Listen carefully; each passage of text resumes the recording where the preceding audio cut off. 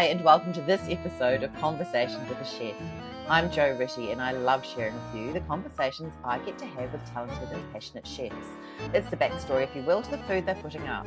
I begin today by acknowledging the Wurundjeri and the Dja Dja Wurrung people of the Kulin Nation, traditional custodians of the unceded lands where this conversation took place, and I pay my respects to their elders past and present, and to any First Nations people listening today.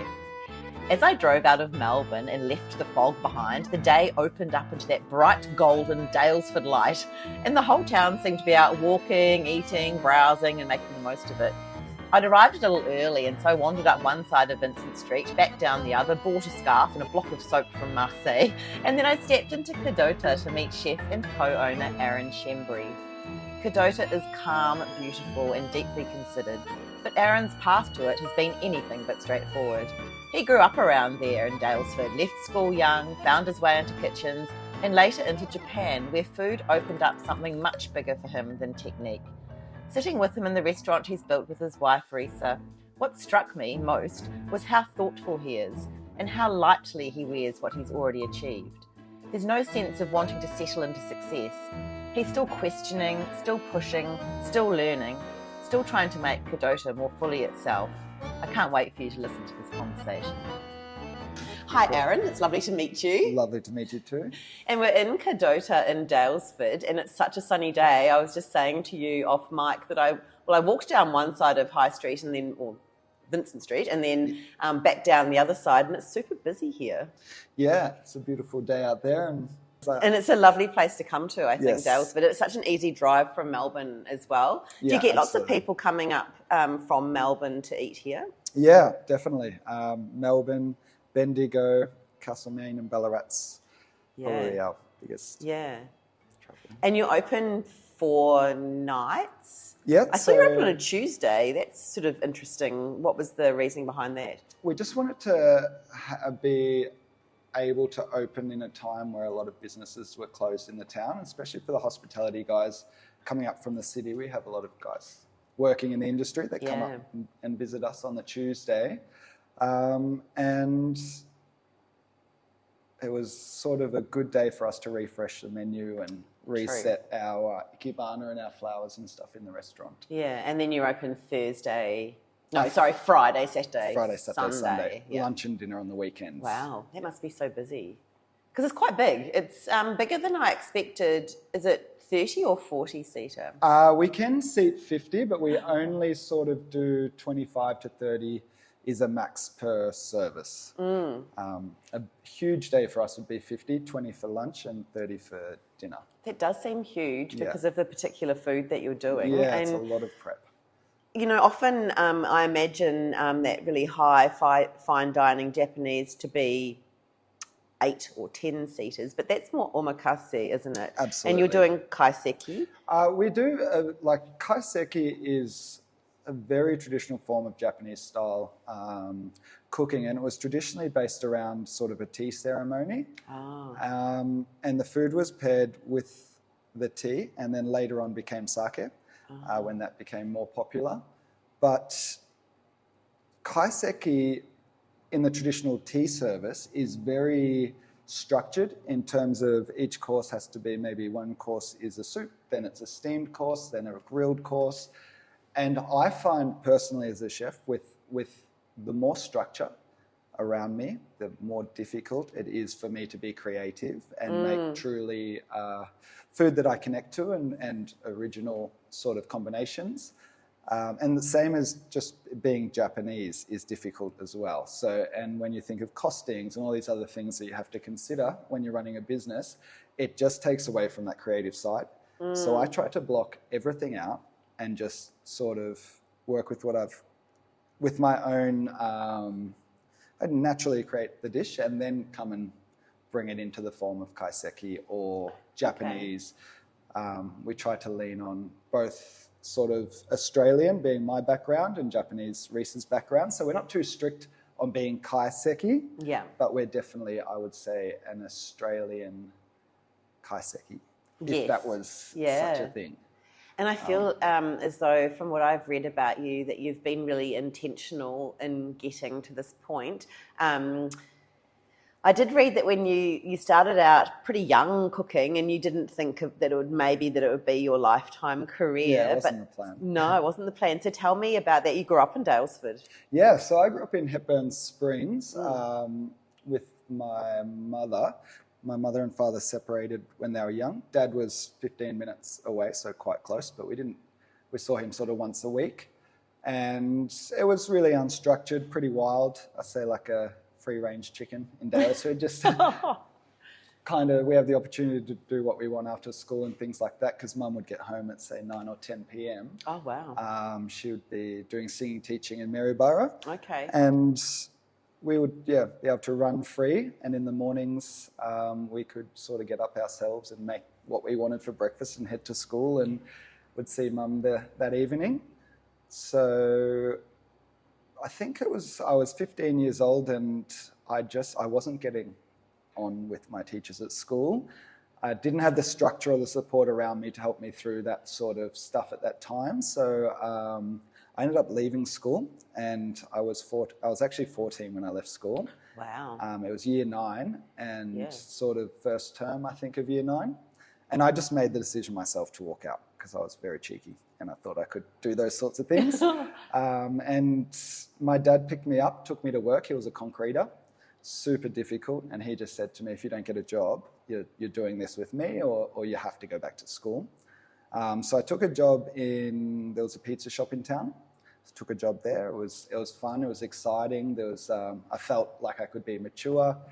I was hanging around mature people. I was making money. I could make my own decisions, sort of thing. And I had a girlfriend who lived in Creswick, and I really wanted to be around her more. And to be able to do that, her mother sort of said to me, if you don't get an apprenticeship or sort your life out in some sort of way, that's not happening. Yeah. So good. Yeah, which was genius. Yeah. And she helped me, or at least convinced me into getting an apprenticeship at the time. So I moved to Creswick, which was 25, 30 minutes from home when I was 15, and started my apprenticeship at I think it was the Novotel Forest Resort when they opened up. Yeah, right. Which is very... That'd be quite different to the pizza shop. Yeah, each step, From there, I went to the press club in the city. Wow. Which was I didn't know it was Two Hats. I didn't know it was fine dining. I didn't know who George Columbaris was, surprisingly. I didn't know anything at that time, and I just took the job, went for the trial, and I had moved to my uncle's house at that point, and I remember him saying when I got home he was a bit worried because I was gone for 15 hours. My trial was 14 hours, and I had no idea what I was in for. Yeah. And I just went in there and got the job done, and they gave me the job, luckily. Yeah. Each time was a lot of luck, got me into the right spot to keep learning until I finally sat down and looked at my life and thought, what do I know? What do I want to do? What do I like about what I do? And cooking's an excellent career.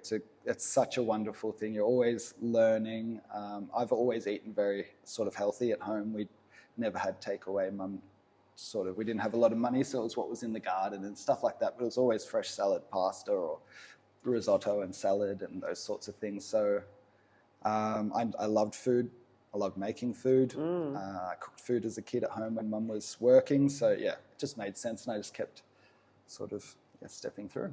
And I read too that you went up to Queensland a little bit as well. Was that just to get a bit more experience? Yeah, Did you exactly. Pick out the places you wanted to go up there? Yeah. So my theory at that time, I was still so unhinged in terms of what I was doing in life, but I knew what I thought I knew was that in Melbourne, I could learn how to cook really well from excellent operators. And then it was very difficult, especially in kitchens like the Press Club and things like that. People would fight to get into a great position there, and they would stay in that position for as long as possible. So to move up the ranks, or to get a better position, or to learn how to manage people, or any other things besides how to run that section was super difficult. So I'd go to Queensland, I'd have these new skills, I'd know how to make maybe different styles of food than what they were serving up there, and it was easier for me to sort of level up on the management side. I see, yep. I'd come back to Melbourne and go to a great restaurant again and learn some more things, and sort of bunny hop. So I moved up there 5 times in total, And on the last time going up, I met Risa, my partner. Oh, that's nice. Yeah. And was she just here on holiday, or was she working here? No, she was coming through. She'd been living in Canada for a year, and she had a French Canadian and a Canadian girl with her, and they were travelling through to Australia to go to New Zealand after Australia. And I'd met her in Cairns.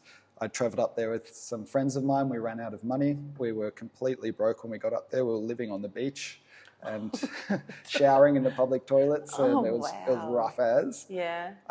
And I ended up doing a deal with a restaurant that was on the Esplanade there. I was happy to work there if they could provide us some sort of accommodation.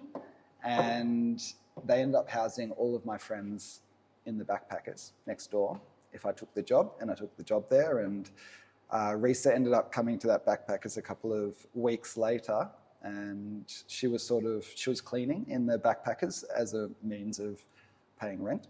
So she got to clean instead of paying rent. Yeah. And yeah, we just became sort of a real family at that backpackers there for quite a long time, and we blossomed. She ended up staying with me, and her friends came down for actually a month, and then they moved on to continue on with their travels. Oh, so did she ever get to New Zealand? No. She never got there. I feel terrible about it because I actually signed her up for a lot of work, and we've just been sort of trying to get up that mountain to where we want to be, and it's taken a long time. So. Obviously, that's what she wanted to do as well. It sounds so romantic, and actually like a film. I love it. Yeah, definitely. So then you both came down here to Daylesford or to Melbourne? We came to Daylesford. Yeah. Oh, right. Moved into my father's house in Glenlyon. He had a property in Glenlyon that he purchased when we were younger. So it was full on, like, how do I describe? Like farmhouse, straw bale, no electricity, just a tank for water, which we ran out of all the time. It was really, really rough. There was all sorts of animals coming into the house. We had a big tiger snake come in. What? Yeah, it was like living in a jungle in that house. Yeah. It's more of a shed, I would say. And did you have a plan? I always had a plan. Yes. Yeah, definitely. So the plan was to have your own restaurant? Yeah. Yeah. Without a doubt. The day I met Risa, I said, this is what I want to do. This is my plan. And she thought I was joking at the beginning. And then after a couple of years, she was like, she realised I was serious, and she got on board as well. And like when Risa came to Australia, and after we started living together, she sort of started working through from cafes to wine bars to fine dining restaurants to steakhouses, and started doing her on her path, and I went on my path, and we met sort of in the early hours every morning at 2 a.m. or something in bed, and we'd go on and do our thing again the next day. Yeah, right. Well, so you're both really determined. That's incredible. To share a plan like that and to work on it together, I think is so important, and it makes it more achievable, but so good for your relationship, I think, to have a project to work on as well. It really binds you, doesn't it? Yeah, it's really special, and it binds us, I feel, in a way that's more than the relationship. We share this same dream, and we tirelessly work for it, and we fight for it individually and together. And if we have any issues in our relationship, it doesn't come close, because we're both trying to achieve this thing for ourselves and together. And it's very interesting. And what did you know about Japanese food before you met Risa? Absolutely nothing. Okay. Absolutely. Like when I was young, Dad would go up to the beach, and he would buy a salmon fillet and chop it up, definitely not slice it up, and we'd eat raw salmon with sashimi and soy.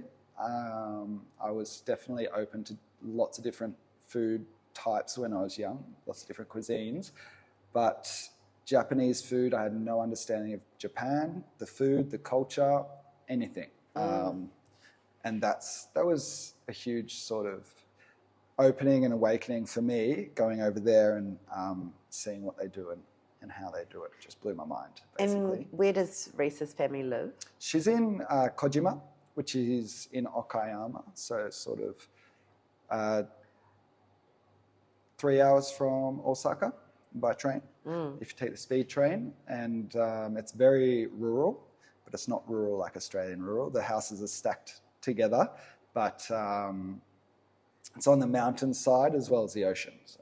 Okay. Oh, wow. Okay. And so can you remember what your first meal was, or even the first one that you remember? What was it that struck you about that food?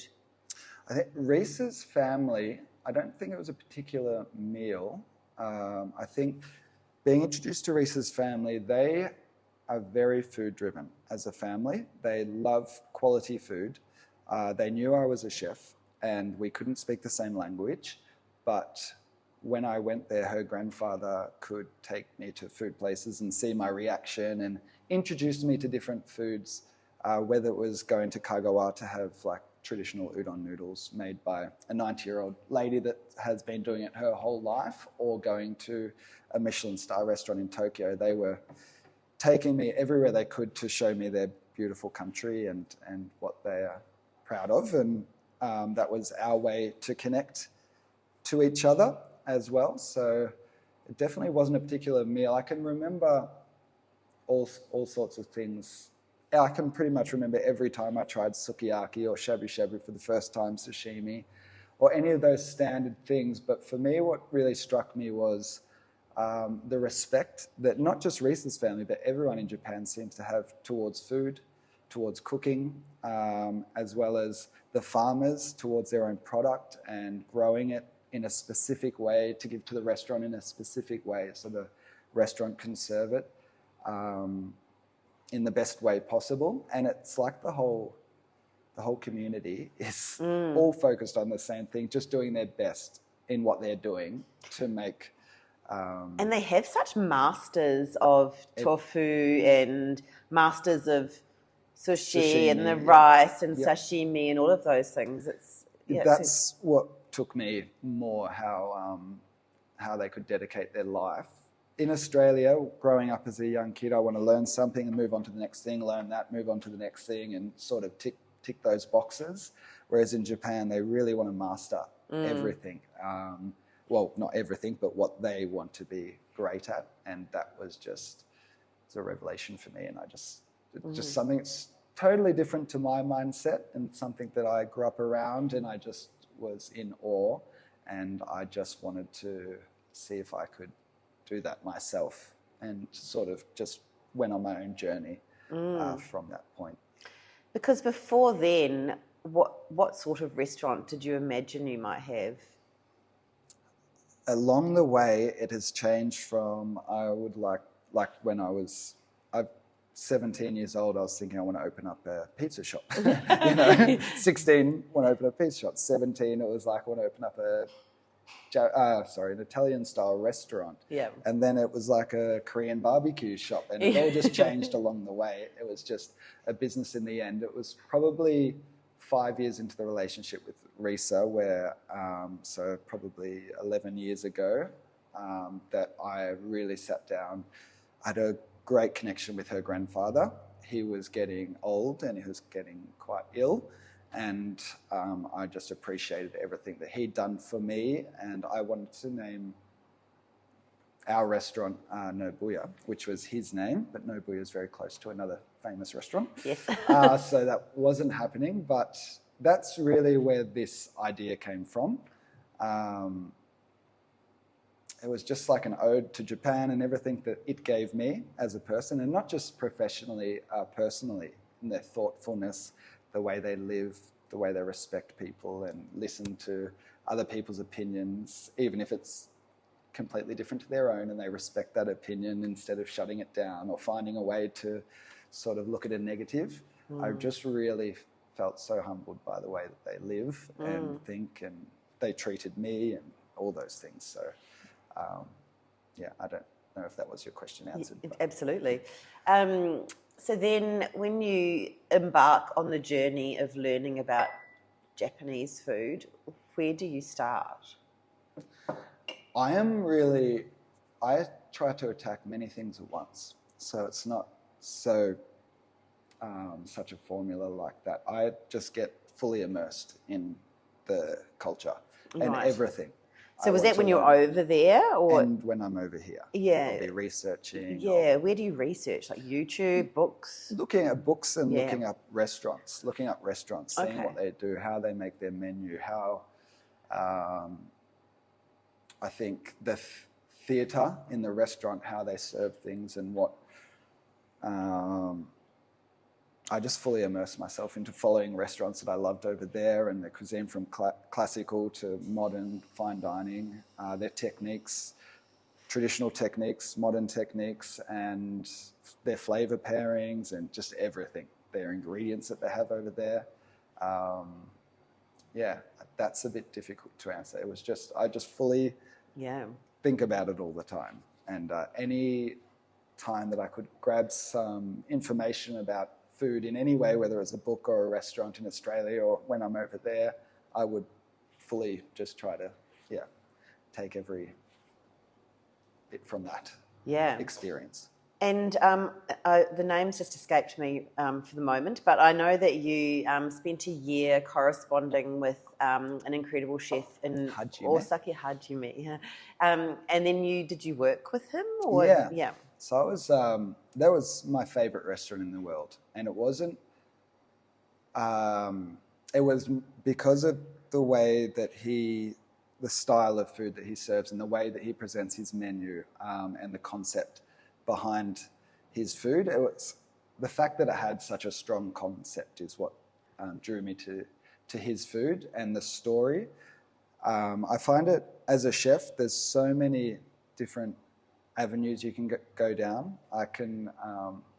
It kind of felt a bit, at a point in my career, I felt a bit lost. I knew how to cook, but I didn't know why I should be cooking that thing. You can serve duck with carrots, you can serve duck with beetroots, you can serve duck with orange and kumquat, you can serve duck with charred broccoli and anything, essentially. And it got to the point where I was like, but why am I serving the duck with beetroot? And why? Like, obviously I've worked here and they do that, but why am I doing that? And why do they do that? So just to cook seasonally for me felt just a bit, not inauthentic, but it wasn't mine. It just, there's no concept or reason to it. So at Hajime's restaurant, his concept is sort of based around art, definitely, but the earth and the flow of the earth, and sort of a beautiful story of life. And it might be the ingredients on the plate or the way it's presented, or that brings that concept to life, but I just fell in love with that. I just wanted to learn that and understand that more. It wasn't so much the food itself. And I contacted Hajime when I was in Japan, and we emailed back and forth for probably, around a year, like you said, and I'd sent him recipes that I'd worked on. I was a head chef at Silky Oaks in Queensland at that time, so I'd sent him the dishes that we were making on our menu and just really explained to him why I wanted to work there, and back and forth, and finally he said, if you'd like to, you can come and work with us. And that was incredible. That was a whole different world of pain and then success at the end. Yeah, tell me about the pain. So I turned up there. Risa took me to Japan, to Osaka. We were staying with her family. We went to Osaka and we stayed at a hotel just down the road from the restaurant. We did the walk about 15 times the day before, so I knew exactly where to go and I wasn't late and things like that. I turned up to Hajime and went to the office, signed in, and I just didn't know what to... I'm the person that sort of bites off more than I can chew and learns to chew later. Yes. And I just turned up and I had no idea what I was in for. It's a 3 Michelin star restaurant. The there's only 8 chefs in the kitchen, so it's not like in some other restaurants I might just be picking herbs or I'll be in the background and not expected to do much. I was on a section, they were depending on me. We'd start the day and I wouldn't know what the dietaries were. I wouldn't know anything because I can't speak the language. Oh, wow. And I felt that they didn't really like me and they didn't really want me there. And it was really difficult because if I made a mistake, I couldn't apologize for the mistake or explain that I'm trying to fix it or why that mistake happened or anything. I was sort of just communicating with myself for 17, 18, 19 hours a day. Oof. I had no sleep, and I was just in a super, I guess, emotional state. Yeah. And yeah, it was horrible. It was horrible. You must have really questioned your decision. Yeah, I remember calling Risa and saying, "I'm sorry, I'm not who I said I was." No. Yeah, I thought I was a chef. I thought I could do this. There's no chance I can do this. This is impossible. Nearly crying and every night. And it got to a point probably 2 or 3 months in where Risa flew to the city I was in Osaka. Oh, you were just there by yourself this whole time? Yeah, Risa came home so she could get a job over here and make money so I could be over there. But she knew that I was in real trouble and I was prepared to run away in the middle of the night, pack up my things and go. And Risa just said, you have to stay. You know, we've sacrificed everything for you to be there. You must see this through.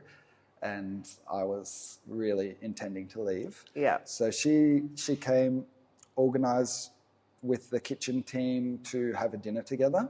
So we went to dinner together and they were so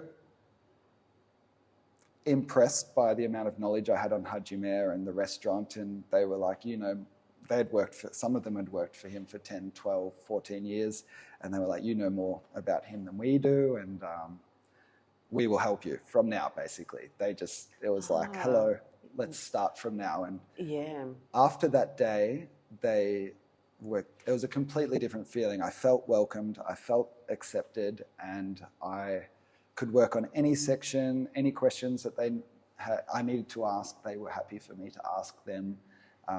The whole environment was so foreign to me, and it was sort of scary in a lot of ways. It was very structured. At the end of each service, we would stand in a circle and apologize for something that we did that day, and we'd have a sleep. 20 minutes of our shift was sleep time, so we'd put our head on the table together and go to sleep and wake up with the alarm. And it was just very regimented, and you cannot step a foot out of line. You cannot. It's just full on. But to go through that and to work with those guys, I respect them so much for what they do every day. And was there a point, I mean, there was that point, was there then a point later on where things got easier for you and you got into the flow of it? Without a doubt. Yeah. I remember when I started my job, my tasks were to dice a set of vegetables. So there was like celery, carrot, fennel, all different vegetables, and maybe 10 5mm dice of this and 6 3mm dice of this, and everything was very specific. And that used to take me, I think, 1.5 hours to do at the beginning, and it was taking me so long, and I knew it was such an easy task, but because they're so small, and if you get something wrong, it sort of gets thrown back on the desk and you do it again, and you let the whole team down. By the end, it was taking me 15 minutes to get through that, and it was just like I was smashing it out at the end, and I had time for a lunch break, and I could sort of help the team out more and just be more valuable to them. And how do you get better at that? Look, for me, I think it was a lot of it was nerves. Right. I was just so nervous, and I just wanted to do the right thing by them. I wanted to do the right thing by Risa, and I had so much pressure. And when I could get rid of that, I felt like I sort of had to be someone I wasn't at the beginning to make it work. And in the end, I just was myself. And that was the key. Wow. Yeah. So were you there for a year? Probably around 10 months. Yeah. But it is that time to work there. I wanted to take a job there, and I spoke to sort of the head manager in the kitchen, and he sort of said it's 3 to 5 years if you want to come and actually work here with us, and I can talk to Hajime if you like. And at that point, me and Risa were well and truly in our relationship, and you're working 16 hours a day at the absolute minimum. It's usually 19 hours a day, 20 hours a day, 6 days a week. And I didn't speak to Risa at all when I was there, besides when I was in trouble. Yeah. And I just knew for 5 years, for the value of what I would take from learning that experience, it wasn't worth it for me at that point. So, but what that did give me was incredible support. Hajime's flown over to Melbourne, met me in Melbourne with his wife. We've gone to dinner. I went back to Japan last year. They invited me to the staff party, and we can email him any time of the day, and he'll email us back and give us answers and That's support. amazing. And yeah, it's incredible. Wow. Super, super lucky. So he obviously sees something in you as well, otherwise he wouldn't do any of that. So that's really good. Yeah, I guess so. Yeah. Very nice. So then you came back here, and I did read somewhere, it's interesting you say that you like to bite things off and then you have to chew them later. At what point did I feel like you bought this, but it wasn't quite what you wanted in the beginning, but you just had to dive in. So tell me about that. So I came back from Hajime, and I spent probably a good couple of years just being quite sort of depressed, coming back to reality, because after working at Hajime and getting all these ideas and basically succeeding in my role at Hajime, I had all these ideas, and I was like, yeah, this is exactly what I want to do for my restaurant. And I had a solid plan in my brain. And I came back to Australia, and I just realized that it's just not going to happen. They really, I don't know how to say this, they dedicate themselves to their career, and they don't seem to do that so much in Australia. And with the wage costs and all the other aspects to everything, it was just like, there's no chance that I'll be able to do this. So that was quite upsetting for me, because I'd gone over there, I had this plan, I came back and I was like, yeah, that's not going to work. So it sort of took me a couple of years to come back around to how we're going to do it or what we're going to do. And we just started saving money. We knew in Daylesford there were a couple of locations that we would take if they ever came available. So we were always looking at, this was one of the locations, somewhere to have this restaurant that we had in our mind. And I think it was just before COVID.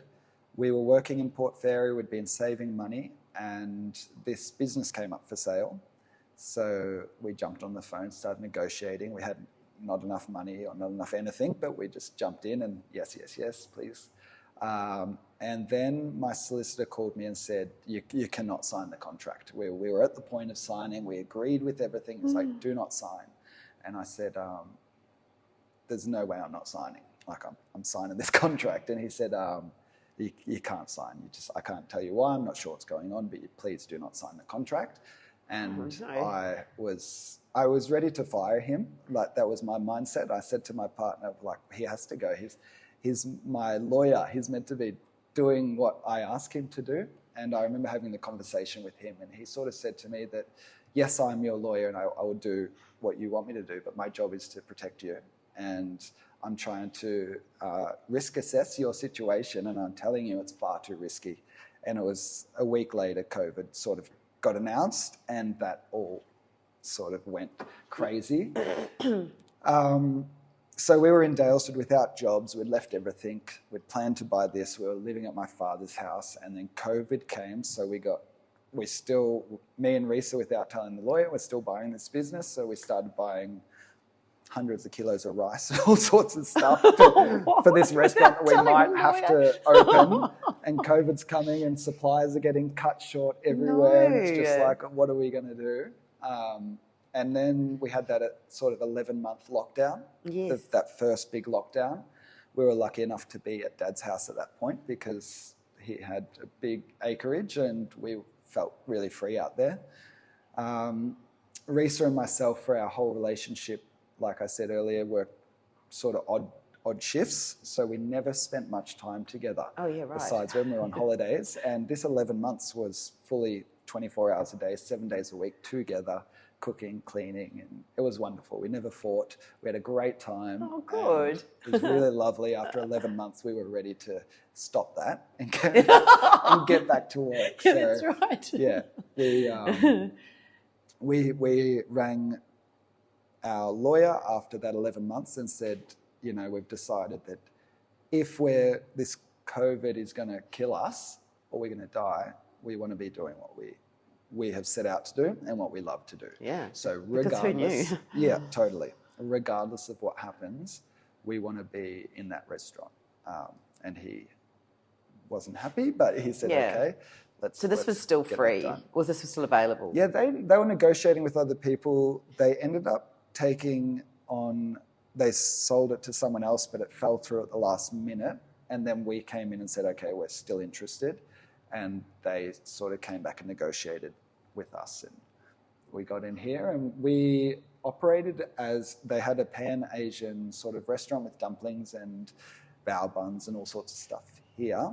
So we operated under their name for a couple of months. And then we slowly started changing it into what we want this to be. And it's still not what we want it to. We're still on the road. We're still nowhere near complete, or we're still running every day. We don't have any time off. We still feel like we're on the mission to get here. Will you know when you get there, or will that goalpost always change? That's something I ask myself, but I think we will definitely know when we get there.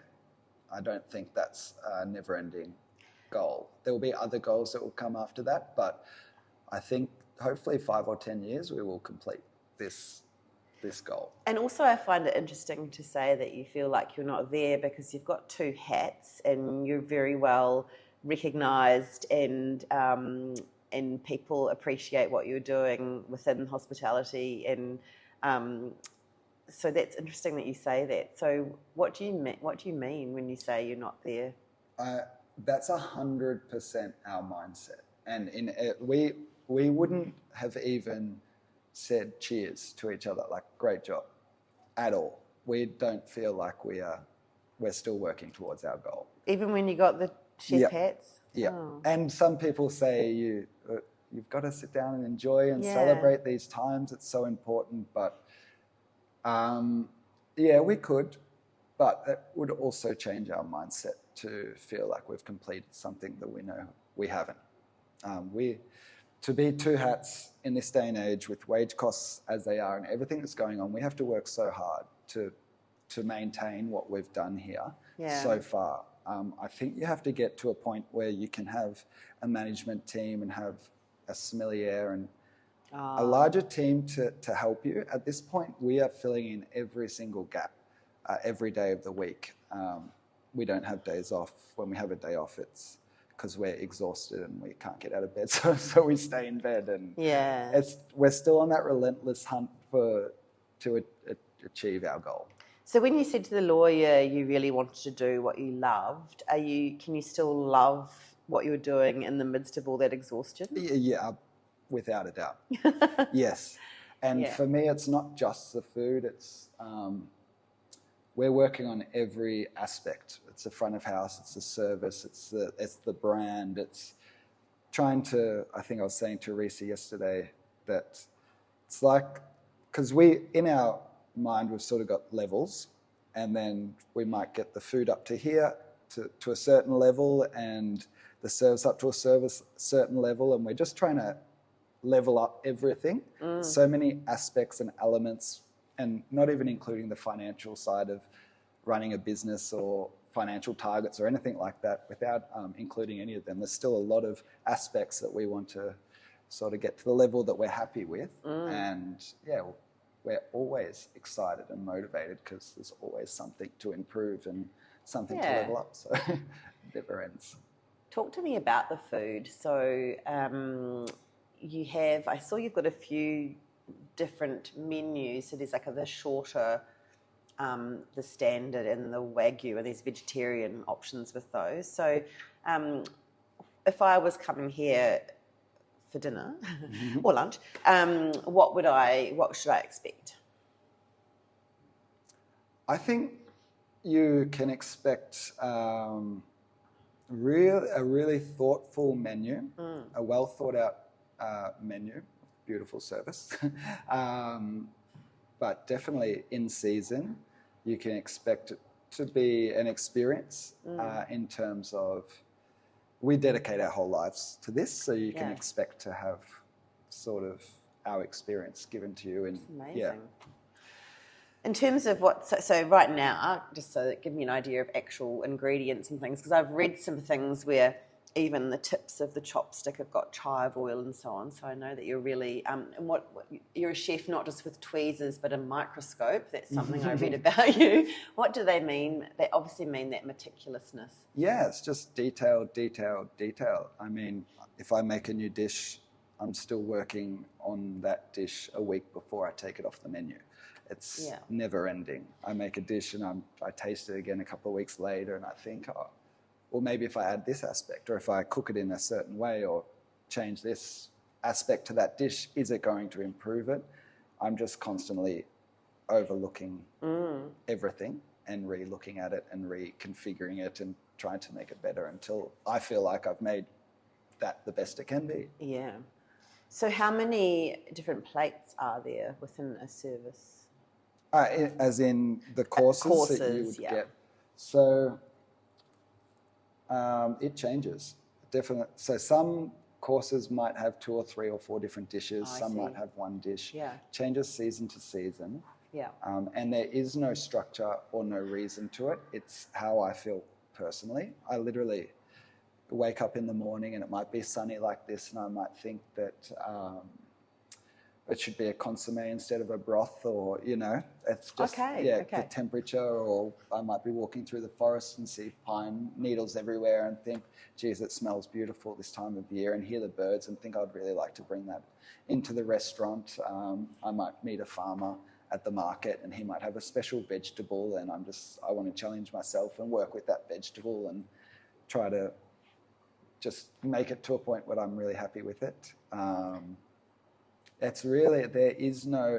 So many chefs, they're so organized and they've got all these, plans and ways to do things. I don't have any of those things. And as I was as a child, like a free-range chicken with no structure, I try to keep that in my life today with some structure around it, because that forces the creativity out of me, and it forces me to be myself, because... and don't get me wrong, I take inspiration from chefs, from anything I can. I'm like a sponge. I'll try to take it to use in and give it my experience, whether it's something I see on TV or a flavor I've tasted in a restaurant, or it could be anything. As my cousin's wife made beetroot kvass and 2 years ago, and I just loved that flavor, and I was like, wow, I want to use that with beef, and we've had that pretty much on the menu for the last year. We've used it in lots of different elements on the menu, and it's really a life work coming to the plate, but we love it. Yeah, it's amazing. So there'd be some sashimi and things as well, or does that depend as well? It's traditional. Like for us, we've always had a sashimi course, but I don't think that will always be the case in the future. Mm-hmm. Or it might be, for example, it might be in spring and summer certain fish species as sashimi, and then in winter it could be emu or kangaroo or something like that in the future, I think. More leaning towards that Japanese, Australian style. And it is interesting here, isn't it? I was just talking to someone about the seasons, and we talk about seasonality, but here, I mean, in different parts of the world it's the same, but I've been more inclined to reflect on the Wurundjeri Woiwurrung seasons, because that's where we are. And I think, you can't just put those classic European delineations onto where we are. Without a doubt. And I don't think those classic spring-summer seasons make sense. No. And they don't reflect what's happening in nature and in the garden. So, yeah, it's quite interesting. We'll have guests come in and say, it's spring today, so why are we still having the same menu as before? Oh. And it's because we've still got things in the garden that are still growing, and our farmers still producing these things, and we've still got them on the menu. We work like that.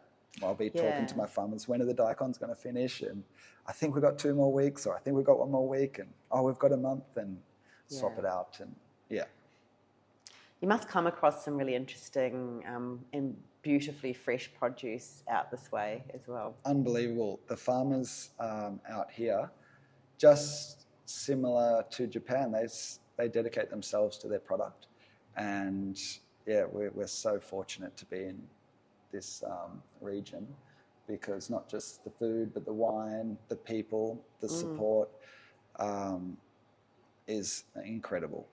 I think when we've had hard times in this business, and me personally, when I was young in this town, I was very cheeky and I got in lots of trouble with the police, with the teachers, with everybody. I was hanging around with older kids, and I was just, it all got off the rails a little bit.